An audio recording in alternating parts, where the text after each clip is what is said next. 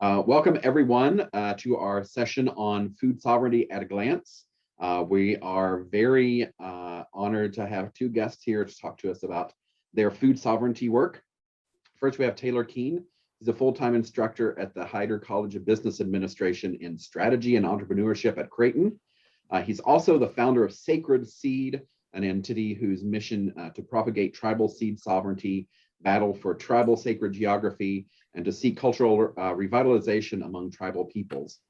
Through Sacred Seed, Keene is embarking on a journey with indigenous seeds of the Upper Missouri River tribes to grow, harvest, and celebrate the cosmology of the Four Sisters: corn, bean, squash, and sunflower.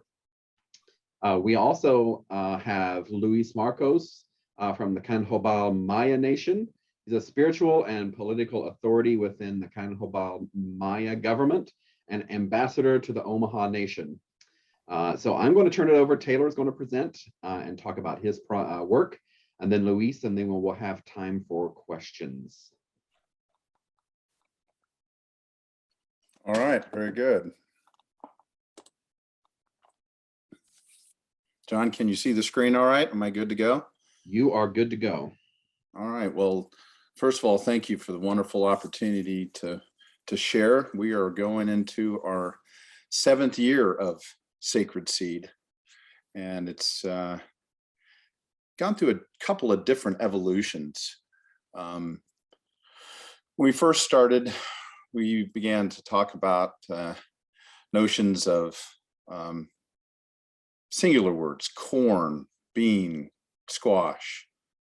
And slowly the conversation began to move towards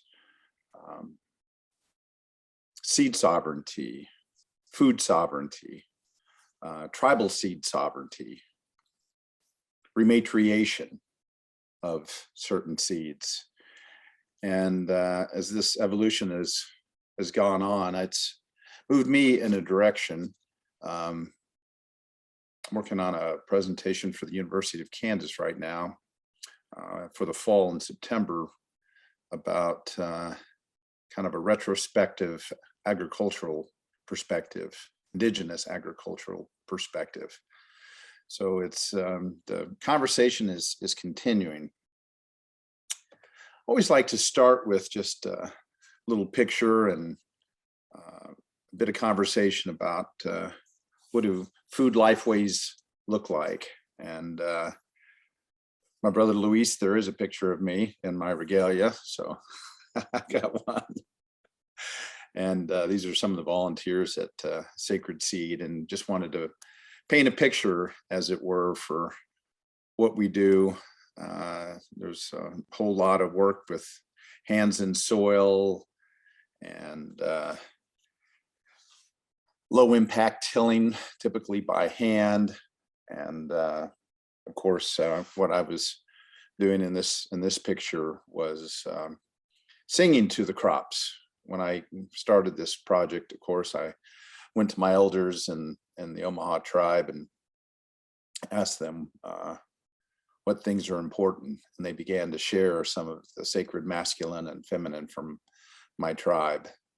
And that women of childbearing age are the ones who were supposed to plant seeds, which is what you're looking at here. And the men folk are to help prepare the soil.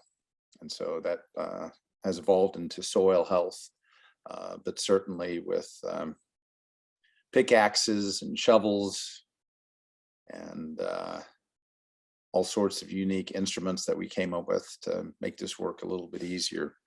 But the true origins of the story go back now almost 15 years ago. And this is one of my lifelong mentors, Dr. Deward Walker. Deward is the chair emeritus of the anthropology at Colorado University, Boulder. And Deward is one of the good anthropologists. Early on in life, after having studied a little bit of Native American studies at Dartmouth College, as an undergrad, I was always taking issue with all the different anthropologists. One, I felt like they were very pompous, and I would hear people talking about my tribe as if they were the authority, but they're not from my tribe. And I met Deward when I had moved to Boulder, Colorado, and found out that he was very different than what was in my mind about anthropologists. This is him up near his home, just up Canyon Road, out right north of Boulder. And Deward is a steward of the land amongst many things, but he was also an advocate for tribal peoples. And his Walker Research Center has testified as an expert witness many times, everything ranging from defining sacred geography, which is what the lesson I was getting on this day from that picture, as well as testifying regarding American Indian religious freedom. Deward's very versatile. He was not a collector. I'd seen many anthropologists who were collectors, and Deward had some really nice indigenous art objects that were given to him as gifts to him for him. And so Deward introduced me to notions of sacred geography, and is always kind of keeping his eye on the horizon for what might be challenges or opportunities for tribal peoples. And again, now almost 15 years ago, he phoned me up, and this is how he talks to me. "Young man, what are you doing to protect your corn?" I looked at the phone and said, "Do what, Deward?" He said, "Your corn, your tribal corn." And just the way that Deward is. And he began to tell a story about what was happening in the country of India, and how some of the larger seed companies, Monsanto, Syngenta, et cetera, were expanding their corporate reach, and they were looking to the indigenous seeds native to the country of India, and were displacing them with onerous long-term contracts, very similar to the ones that farmers in the United States have. That they can only get their seed back from the seed company, and they have to go into these very long contracts. Of course, I was appalled by that, and then wondering why he was telling me this. And he said, "I'm worried that the tribes in the Americas are next." And I, of course, responded, "They can't do that." And thus the seed was planted. The next step came from Dr. Pat Gwynn. He's our head of ethnobotany and our ag project, the Cherokee Nation Seed Saving Project. And I have the term bank up here because probably now 13 years ago, when I was serving on the National Council for the Cherokee Nation, Pat, as one of the main speakers to come into our Natural Resource Committee, came in and showed us a picture here. Hold on. There we go. Of the seed bank at Svalbard in Norway. And what he was referring to was the question of, I'm not sure if we should put things in there, which the Cherokee Nation subsequently, many years later, has offered seeds into the seed bank. And he says, but we should be doing something like it. And this was the version. It's a climate controlled huge fridge, but it serves the same purpose.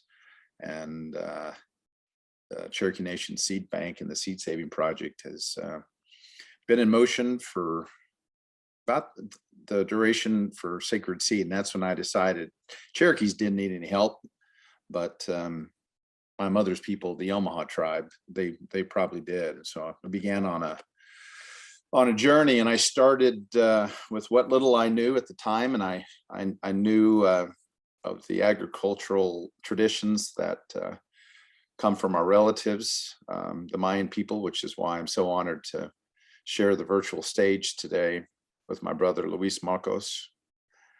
And at that time, I only knew that we had three sisters: corn, bean, and squash. And so the very first year for the Cherokee Nation Seed Bank project, you could only order two varieties, so I had to pick. So I picked a Cherokee white flour corn and Trail of Tear beans, which literally sustained the Cherokee people during our diaspora of our Trail of Tears. And didn't have any squash seeds, so I had some butternuts that I got from a local seed bank, and that's what you're looking at here. This is former residents of mine. We started with one little bit in the corner, and I talked one of my friends into coming over and planting for me, my dear friend Rachel, and she planted those, and we followed the customs as much as possible, and anxiously awaited to what would happen next. And this was the yield that we got. And basically the seeds look like the ear here on the far left. And I was very excited, and we kind of laid them out. And of course, there's this myriad of colors, and just to make it official, I put in, the little seed package that I had gotten from them, and promptly sent the email directly over to Dr. Gwen and said, "Hey, I don't know what happened here, but they're not all white. There are all these different colors: white with wampum blues and purples and yellows and reds and oranges, and some of the shoots, the plants themselves, had turned red." And so I didn't know if we'd been cross-pollinated. Sent the picture and the big question to Pat, and he immediately responded. I must have caught him right at the end of the day. He gave me a very long answer from 1 to 10. 1 being the DNA has been degraded within the corn and is mutated. He said highly unlikely. These are very healthy plants. All the way to the other extreme of this is phenotype variation of the corn. And I said, well, I don't know what any of that means. Will you tell me? And he says, you didn't get cross-pollinated. He said, I'm just very excited that some older corn from the Cherokee homelands back in the Southeast transplanted to Oklahoma, and then now up into Nebraska. And now we're in real corn country. And he said, you have really healthy ears up there, and they look great. So we began to sort of sift the different varieties apart, and things that are important to the Omahas are our sacred red. So I began the first hybrids of Cherokee red flour corn, and it's evolved into other objects. Here's a picture of the Trail of Tear beans, and I pulled some of these a little immature because I wanted to illustrate all the different colors, but one of them is really a dark blue with a bit of purple on it, and that's very symbolic in terms of the color of wampum, which is comes from a clamshell from the East Coast, and all the Iroquoian speaking tribes, which includes the Cherokee, were their only surviving dialect of Southern Iroquoian. And they make beads out of these and are turned into wampum belts, which are very important to all of the tribes, part of the Haudenosaunee Confederacy, as well as the Cherokee Nation. So I began to see that there was so much more history and culture as a part of everything that we were doing. And eventually I was trying to find some of our squash seeds. So I made a trip out to the Fur Traders Museum, and I talked a friend into going out there with me, Chris Summerick. He's the executive director for Humanities Nebraska, and he was brand new in the role at the time. And we were at a Chautauquan event out not too far from Chadron. And I said, Chris, I got to go to this museum. They supposedly have a whole bunch of ancient Omaha seeds. And he says, let's get out of here. And so we skipped school from the conference for a couple hours and drove over. And of course, they had some of our Omaha pumpkin squash. But the proprietors and the founders explained the history, that the Fur Trade Museum had been a continuation of the trading post that worked with all the tribes in Nebraska. And the son, George Will, had documented the work of Oscar Will, his father, who had been one of the proprietors of the trading post in Nebraska. And in it, I found this posthumously published work that detailed that period from the 1850s until the 1880s, including the economics of what was happening with the tribes.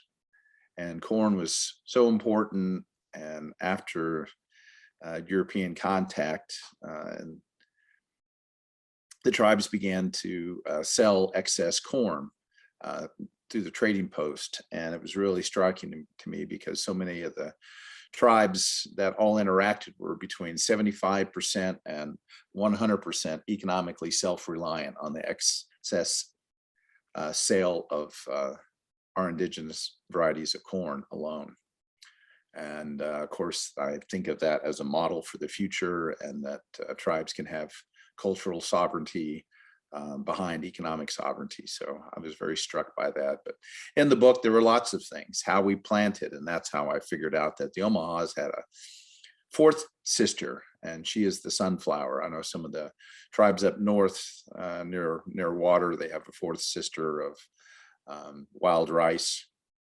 But for anyone who lives here in the plains, which I believe all of you understand, we get a big wind summer in June, July, or August, and it knocks down a whole bunch of the corn. And so it was describing what the tribes in Nebraska had done back in the mid to late 1800s, planting rows of sunflowers on the outside. And so began to understand the complexity of companion planting, that the nitrogen taking corn is remedied and supported by nitrogen fixing beans, and the squash serves as a cover crop and also keeps away raccoons and deer, and the sunflower serves as a windbreak. Also within this journey of finding this book, I was fortunate at my university. My background is in strategy and entrepreneurship, and now and again they let me teach a course on, in this case, it was called Economics of Sacred Seed. And one of my students, I had done a book review assignment, and she had taken this book that I had, but I didn't notice that there was a lot of history with Oscar Will, and in her presentation, she had brought this up. So this is the moment of cultural appropriation. Corn has been in the Americas for 10,000 plus years. I'll let my brother Luis get to that in his portion, but it certainly came up to the Mississippian cultures somewhere around 900 AD, and was found in ceremonial uses. And there's other earlier exceptions as well, but by 1000, it was in broad use by many of the tribes in the plains. And so when Oscar Will started his seed company somewhere after the 1870s, the first 10 or 15 years was pretty much an homage to the tribes and the corn that it came from. So one of these seed album covers might have a mandan or Hidatsa elder woman teaching younger women about the planting and cultivation of the corn, etc. It wasn't until 1911 that Oscar Will, this became the cover. And so this is the moment of appropriation. Many Americans think of corn as symbolic of the heartland as much as apple pie, but this was the moment. And it's kind of hard to see, but the language there says, the Indian of Dakota gives the squaw corn to the pioneer seed growers in 1882. And it says squaw corn is the ancestor. And then it shows the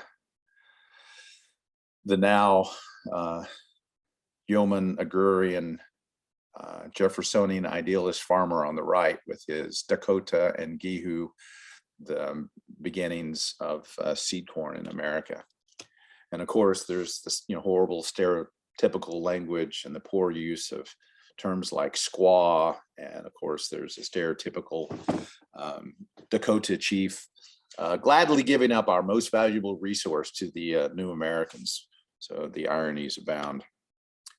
Along the way, met some really neat people in this journey around sacred seed. This is the author of Braiding Sweetgrass. Robin's a lovely thinker, and if you've not read that book, you need to. Also Gathering Moss. And so when we first got started, I've got my best friend who he has a vineyard in California, and his first comment was, "Taylor, what the heck do you know about growing corn?" And I said, "Not much." And so the folks that I reached out to, this is some of the members of Omaha Permaculture. Over here on the right is Gus Van Roen, who helped me in my backyard of my old place to bring in permaculture techniques, which is I'm discovering many of which are nothing new to Indigenous peoples. And I'll let Louise share more about that. So this is what it looked like before. This is from the second story. These are power lines here. So this is full bloom. And anyone who has planted crops in virgin soil know that there's a ton of nitrogen, and this just exploded. So you see the sunflowers, they actually continued to grow before they bent over. Some of them made it to 16 feet. The corn was at least 10, 11, 12 feet high, and very exciting. And they're, transformed my backyard in Dundee, probably to the frustration of some of my neighbors because of all the pollen that was in there, and the animals, spiders and bees and wasps and everything else that came once you restore things. Along the way, one of the big exciting things was that I had met a group called Braiding the Sacred. And I'd found some varieties in George Will's account of his father Oscar's work with seeds from Nebraska tribes, and had found that there was one, it's called an Omaha Rainbow Flint. And I looked and looked in every collection possible and never found them until I came across the folks from Braiding the Sacred. And lo and behold, they had half an ear. And this is that crop. And we had a horrible, tough summer for rain and winds, and I believe hail and tornado, and lost almost everything at all the other plots, but I did not lose one stalk or ear in this plot. And that's what they look like. They had, some of them were white with wampum, and of course, I was honored and blessed by Earthmaker and Creator to have a true red strain of Omaha corn again. And so I assumed the title within my clan, the Earth and Bison clan, to be the keeper of the red corn. And very excited to see such a beautiful variety. They're just stunning. I call them ruby red flints. I have names for them in our tribal language as well. Get this to work. We are now, he are now, oh. We are now, he are now, oh, we are now, hey, nay. Ya now, oh, we are now, hey, nay. We are now, he are now, oh, we are now, hey, nay. We are now, he are now, oh, we are now, hey. So this is was one of the bits of advice that my elders in the tribe said, was to sing to them. And that image is down at the Popup Oasis. We're in our third, fourth, fifth year. I can't remember how many years, but I made room for the Mayan community, and Luis will talk about some of the work that they've done there and at their site. And but still trying to keep up all of these old traditions. We've had a number of wonderful meals, and I had some of the best chefs in Omaha help cook. This was the year that Paul Kulik cooked for us, who is Via Farina and Le Bouillon, formerly of the Boiler Room. And Paul did an amazing job, and we had a couple of hosts, and just beautiful, beautiful stuff. There's an image of you had a Three Sisters kind of a mix there that was just amazing. Back to the pop-up. This was a picture before a lot of the rains and the floods and the damage that we've had, but Nancy Scott and some of the others over there taught so many people how to successfully grow crops. I know the last couple of years they've gotten over a ton of produce out of there. And some visitors come down there. Wonderful book, wonderful author, my dear friend Charles C. Mann. 1491 is a paramount piece, 1493, and then more recently, The Wizard and the Prophet, about the two opposing ideas around science and agriculture. And we spent some time on a hot summer day down there in the Popup. Very thankful for my friendship. Kind of finishing up here with other partnerships. I've developed a relationship with the Land Institute down in Salina, Kansas. Wes Jackson, the founder, encouraged me many years ago to take the journey to find ancient corn varieties, and I have been a thorn in their side ever since, advocating for diversity of seeds while they do their important GMO work of trying to make perennial food crops with deep root systems. So hopefully the blending of red and green will do a lot. And I gifted them some seeds, and here I am with all of the interns and some of the younger staff who volunteered to take care of those precious seeds for me. And this is a Cherokee variety of Moon and Stars. The first year they had a tough time. Abbi was an intern and then became a full-time employee before moving on to other things. But this was one of the massive, I had never seen Cherokee Moon and Star varieties. And I don't know if it's truly Cherokee or not, but it's an incredible variety. And as you can see, they were massive. So I wanted to share about that much, mindful of the time here. Wanted to leave a couple of minutes for questions from anyone.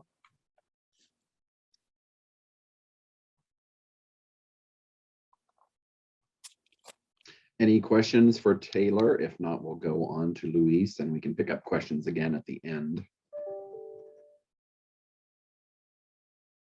I'll hand it over to you, Luis.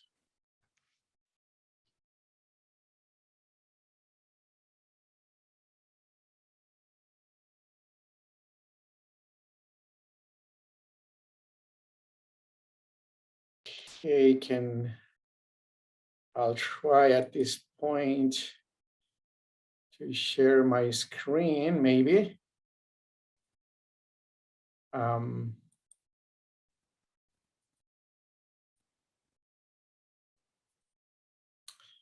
Can everyone hear? Can you hear me? Can you see? Can you hear? Can you see the screen? Yeah, we're all good. If you want to put that in the presentation mode. Yeah. Okay, so I am sure. So down at the bottom of the screen beside the volume, there's a little thing that looks like a projector screen, right corner. The bottom. Yeah, the bottom. I have done this in the past. So if you see where it has the slider where you can do the size. Right to the left of that, it looks like a little projector screen. If you click that, that should do it. Right there. Perfect. Wow, now I know. Okay, well, it is truly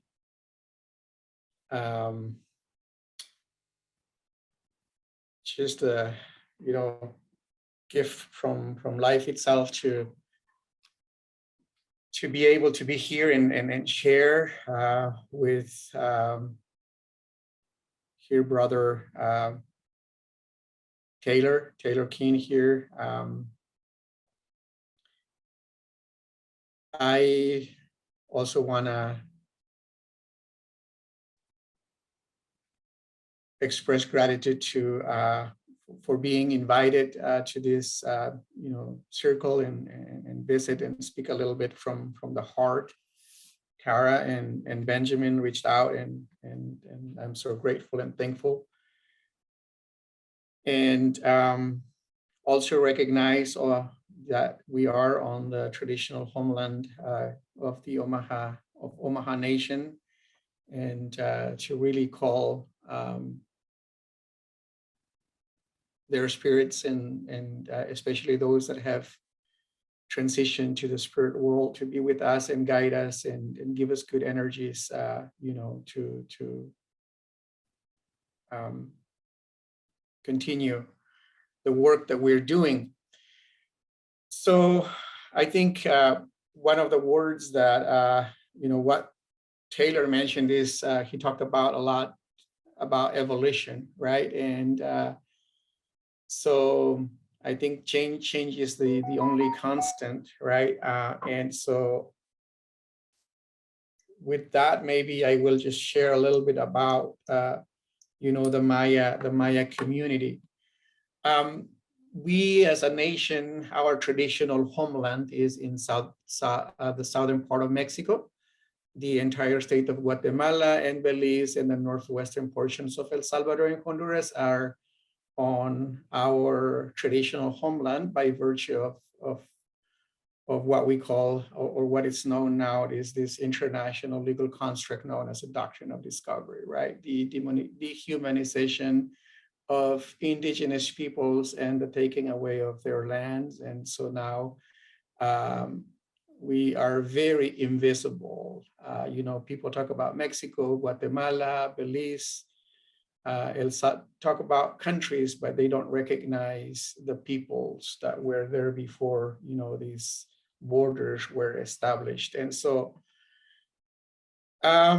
since time immemorial, we have developed a spiritual relationship with Mother Earth, and our ancestors established sacred sites, and but all of this has been lost, right, because of, you know, the invasion, the European invasion,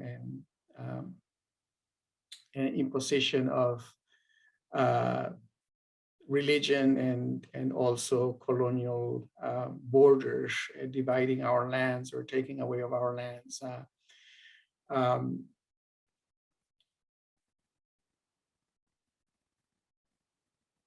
So what we're attempting to do here is to rebuild our lives, you know, especially when we got hit with COVID-19. One of the things that we discovered is, you know, food security, food sovereignty, right? And then we realized that we need to be producing our own food. You know, the food disruption, and we said we need to produce our own food. And so we started talking about, you know, possibly purchasing, you know, a piece of land, and so that we can do agriculture. But then we learned, you know, about this emerging term that they call regenerative agriculture. There's a lot of, you know, it's a term that is being used a lot right now in agriculture. Talk about cultural appropriations, right? Because when you talk about regenerative agriculture, when you look at the way agriculture is done right now, like a lot of pesticides and a lot of, you know, chemicals and, you know, all of this that is contaminating our waters and, you know, just doing a lot of damage to Mother Earth. And so they have come up with this term, you know, and they say regenerative agriculture. But I think Taylor, you know, mentioned this a little earlier. What they call, or what they refer to as regenerative agriculture, is nothing else but the way that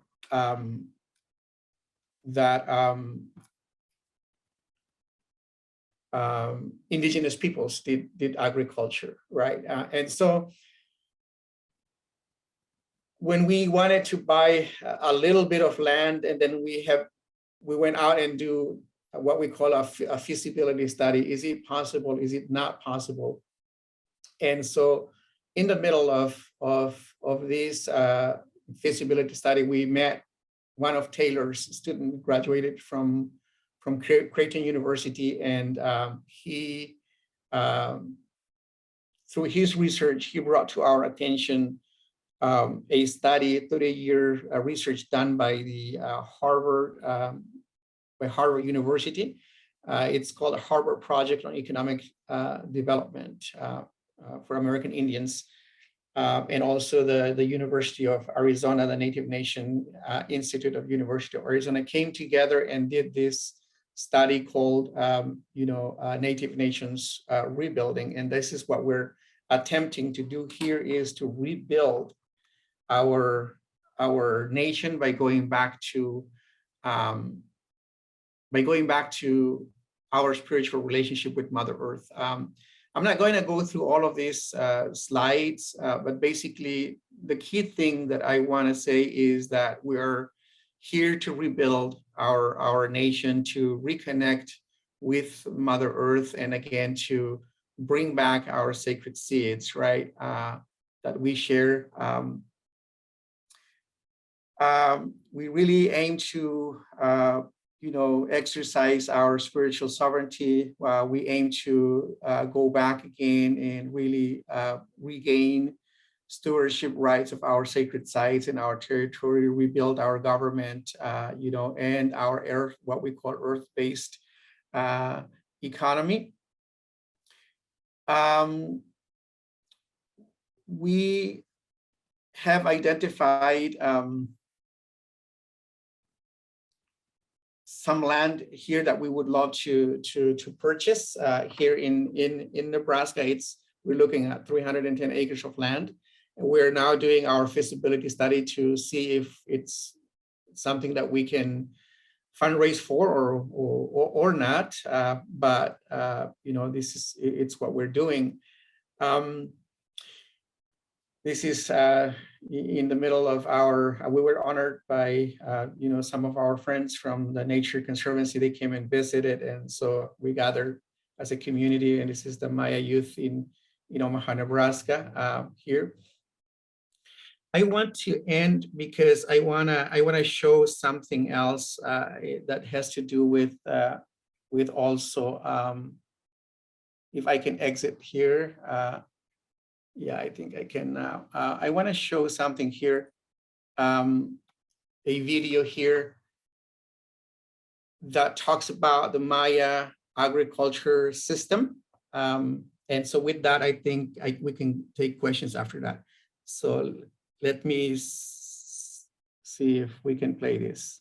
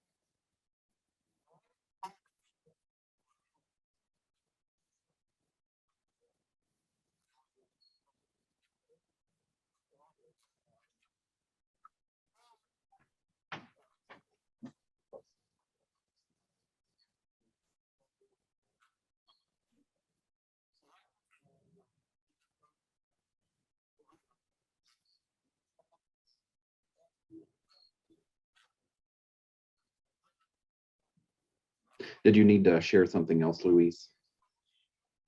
No. Okay. Can they see it? Can you see the screen now or not? No, we can't see. We're still seeing your presentation. You're still seeing the presentation. Okay, sorry. I wanted to share this video. Okay, so let's see how this works. You can reshare and then select the video. Okay. All right. I thought everyone was seeing it. I should have checked. And how many more minutes do we have? We have, I think, about 15, 20 minutes. Okay, this video is only is only 7 minutes long. That's why I wanted to share it. But And does it have sound? yes, it does. You weren't hearing anything at all? No. So Okay. when you do share screen, there's a box to click at the bottom to share sound. Okay, well, this is okay. I might not be able to do this because now okay, yes. And no. Is it on your Okay. computer or is it like a YouTube video? It's a YouTube video. You can also send me the link in the chat and I can play it if you can't get it to work. Okay, that might be a good option. And what, okay. Okay, now this is not good.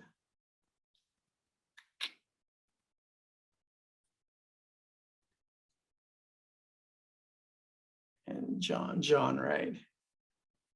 Yeah. I might not even be able to, usually I can, but this is a different. How do I send it to you by chat, via chat? I guess I can send it to everybody. Yeah, that's fine. Then I'll just open it up. I am so sorry about all this. I thought that everybody was enjoying it with me. Okay, send it to everyone, but if you could like show it there, then that would be awesome. Yeah, I will take care of it.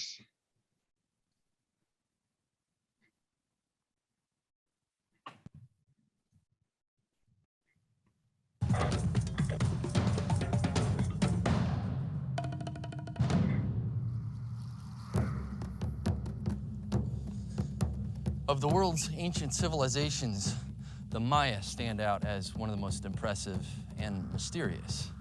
By the year 1000 AD, most of the Maya city centers in the Yucatan were being neglected.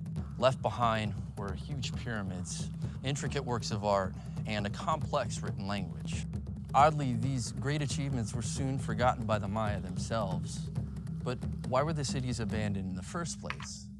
Maya farmer Alfonso Sul explains that even the Maya today don't know the answer. Well, one of the things that I realized is that when we were going to school, they used to tell us that the Mayas used to live in this country and then they disappeared. Nobody knew what happened to them. So we were not able to connect ourselves with the present civilizations that are visible with the various ancient monuments that are left in Belize. So one day I met a fellow from the US, I think, and he was looking at the ancient monuments in my farm. I said, wow, what a wonderful work. He said, I wonder where those Mayas went to. I said, they didn't go anywhere. What do you mean? No, they didn't go anywhere. Where they are? So I told him, you are talking to one of them. We were not taught about the history of our people. It was in my adult age that I managed to read all these things about the Mayas, and I'm able to connect them with myself. Many have claimed that the ancient Maya degraded their land, resulting in an environmental collapse. This is not likely, says archaeologist Annabelle Ford, who in 1983 found the ancient city of El Pilar in western Belize. In the vicinity of the crumbled city, Dr. Ford and her team discovered that 90% of the trees were species that were useful to the Maya in some way. 20 species were particularly dominant. We were able to come up with these 20 dominant plants that were all useful, all important for construction, for medicine, for thatching, for production, for fruit, for gum, even for the birds, even for the animals, are counted among important uses that the Maya have. As we started considering the nature and identifying the trees, we realized that this was a forest garden, and in fact, the Maya were gardening the forest. Now we're looking at the relic. It's a legacy of probably 8 millennia of selection and certainly 4 millennia of fairly intense use. And so the Maya and their ancestors were being selective in their use of plants during thousands of years of trial and error. Another breakthrough came when Dr. Ford saw how contemporary Maya farmers near El Pilar were growing their crops. It was not in the Western style of large fields of single items like corn or beans, but rather in small mixed crop plots called milpas. Furthermore, the Maya were using a sophisticated and sustainable cycle of planting that left most of their land in forest. Here's how the cycle works. In preparation for planting, the milpa farmer cuts and burns a piece of his forest. Fire is a necessary part of the cycle that returns microelements to the soil in the form of charcoal. Next, the farmer plants corn seeds among the tree stumps. And among the corn plants, he sows beans, squash, and as many as 90 other kinds of annual crop plants. He does this for about 4 years, and no plow touches his soil. Master farmer Narciso Torres uses only a sharp pole, and because Narciso's soil is not plowed, it never washes away when it rains. Furthermore, the milpa farmer uses no chemical fertilizers, pesticides, or herbicides. Nearby, streams run clear and unpolluted. To the untrained eye, the milpa doesn't look clean and organized in the way of Western monoculture. But in fact, it's retaining water, building fertility, biodiversity of the soil. It has the worms and the charcoal. All of those things are right in there, and they're kept there. They're not moving around. Alfonso Sewell says very, very poignantly to me when I was talking one time, I've never seen a milpa where there's erosion, and I've never seen a plowed field that doesn't. Victor Chambor, a Lacandon Maya farmer from the Mexican state of Chiapas, also has vast knowledge refined through the countless generations of his ancestors. He is particularly proud of a large stretch of rainforest near his milpa. He knows every plant in the forest and what things he can use there. 4 years into the milpa cycle, seeds drifting in from the surrounding forest have sprouted into young trees in Narciso's milpa. He keeps the ones that are useful to him and eliminates the others. Narciso continues to sow his annual crop plants for another 4 years. By then, the young forest trees are beginning to cast too much shade for corn or beans, so he initiates the cycle elsewhere by burning another plot of forest. The new forest, with its many products, will be as important to Narciso as his milpa. It will grow and mature for the final 12 years of the cycle and will become a place for abundant wildlife. There's this image of slash and burn being really destructive, and the image that comes from our European position that to get more product, you have to clear more land, and that means all land is cleared. The milpa system is a cycle. At any one time, they'll have a minimum of 2/3 of the land in forest. And that is a critical point. Dr. Ford has concluded that if the Maya used the highly sustainable milpa cycle in ancient times, it's not likely that they deforested the land and degraded their environment. Instead, we need to look at other social, economic, and political causes for the collapse of great cities. The Maya farmers lived on, and with neither pyramids to build or kings to support, they continued to perfect this high-yield milpa cycle through hundreds of generations of hard work and accumulated knowledge. The milpa cycle may be their most important achievement and their greatest gift to the future of mankind. But in this modern era where agriculture is increasingly mechanized, will this tremendous knowledge be lost? There are fewer and fewer of these master forest gardeners, like Victor, like Narciso, like Alfonso. These people carry a knowledge that is a 8,000-year experimental practice. Can you imagine? And to not include them in a sustainable future when they can really step up and help, and they're ready to help. We need them. And if these people are not here for us, we can never find out that the kinds of things they know that have been this long experiment. The sustainability of the Maya Forest Garden is unparalleled.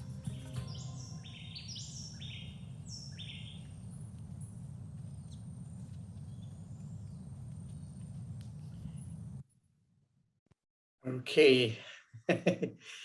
I think I will just end there and open up to questions if there's any more time. So thank you, John, and thank you everyone for this opportunity to share from the heart here. Yeah, we have about 10 minutes left for questions for you and for Taylor. So I will be glad to, let me pin both of you so we can see you, hopefully. There we go. So I've seen a few questions already in the chat. Some folks asked, how can they get involved or how can they help? So that's your first question, and then we'll wait for more. Yeah, Taylor, do you want to go first? Or who is the question directed to? To both of us? Or To both. Yeah, Taylor, go first, please. You're muted, Taylor. I already responded, so Oh, okay. go right ahead. How to get involved? I guess I can leave my contact information and all of this through the chat in a little bit here. It really, while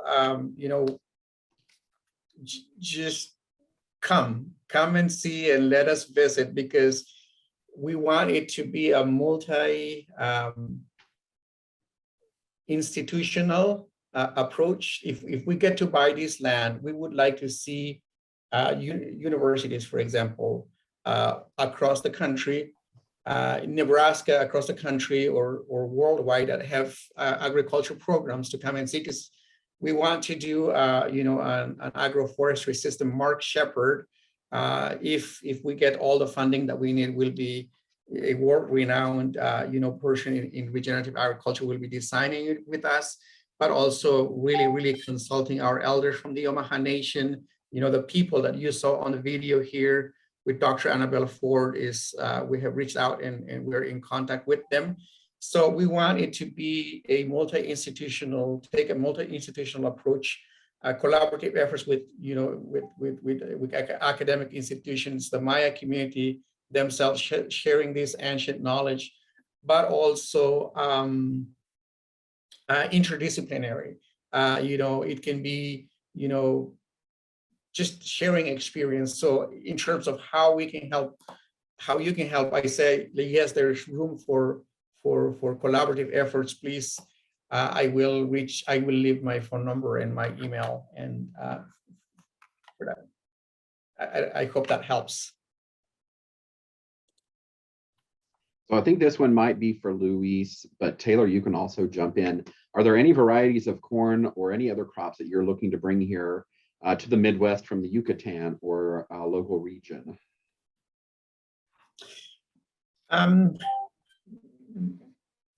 Again, we are in the middle of our feasibility study. This video that we showed, we are collaborating, or Dr. Annabelle Ford is actively involved. Our feasibility team went down to Belize. Graham and Laura Thomas went down to Belize, and we're going to regroup again.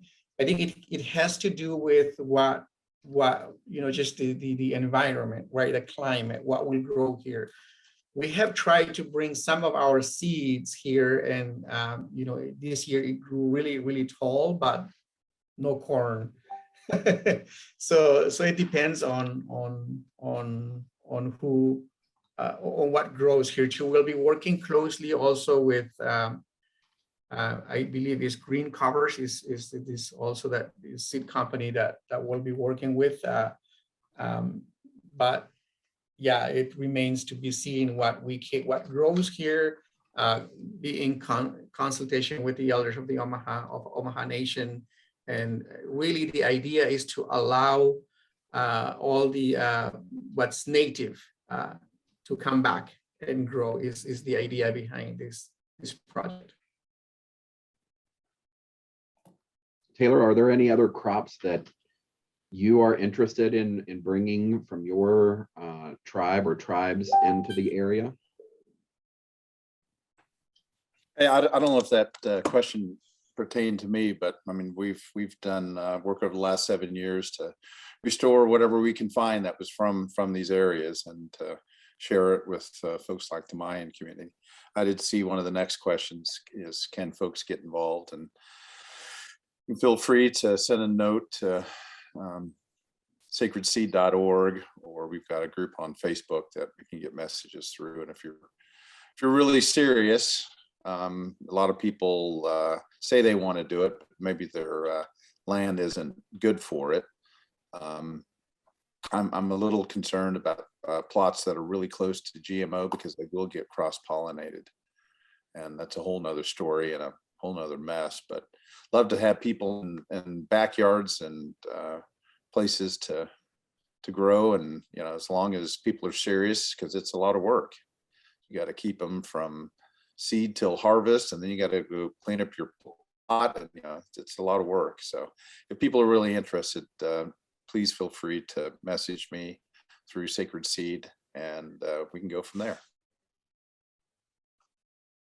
Yeah, Luis, have you been working with local growers or interested in other local growers that might help you grow out seeds, or provide land for you here in the Omaha or Nebraska area? So right now we're at the Maya Community Center here in South Omaha. We plant our sacred seed given to us by Taylor, and that's just we're planting them. We also collaborate with this community garden that also Taylor showed a picture of earlier, and so we have enough seed right now because it's a very just really community garden based, but we are also so we haven't had that need right now to get more seeds. We've got them for our community garden. In terms of when we actually grow and have access to land, yes, we of course will need seeds, and yeah, we're open to working with anyone that might have them, especially again non-GMOs and things like that. We will have to really know what grows in Nebraska in the climate and all of this there. In terms of land, we identified these 300 acres or 310 acres in Lyons, Nebraska, which is really just about 30 miles south of the Winnebago, about 20 miles south of the Omaha Nation. And we envision, like, when we get into this regenerative thing, way of doing, we, for purposes of, sharing resources and all, we would like to stay in and around that area. But so far, we're working with the Nature Conservancy, and no one has offered land like in an acreage that we envision this project on. But definitely we would take them. I mean, there's that option of, some people might say, well, I am not going to be able to continue farming, and we want this in good hands. We are setting up infrastructure so that we can take that, that land. And we're working with the Agrarian Land Trust and Nature Conservancy and all of those to hopefully be able to accept, Wonderful. Well, thank you to both of you. I think we're out of time for other questions. So we'll be closing this room. We just have our closing remarks in the main room, and then we will be done for the day. So Taylor, Luis, thank you so much for joining us and sharing your story and your work. No, thank you for the invite. Yes, thank you, Taylor. Thank you, brother.